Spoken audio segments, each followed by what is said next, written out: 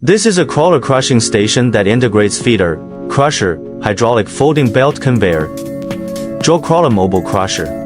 One vehicle is a stone production line.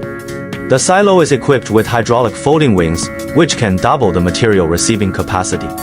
The side belt is optional and is used for the fine material output of the grid feeder. The material is evenly conveyed to the jaw crusher through the vibrating feeder.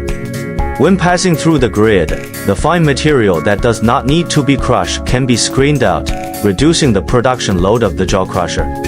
The material processed by the jaw crusher is conveyed by the bottom belt. Look at this position. This is an iron remover, which can filter out steel bars and metal wires in the stone, greatly protecting the stone from damage caused by secondary crushing by the impact crusher or cone crusher.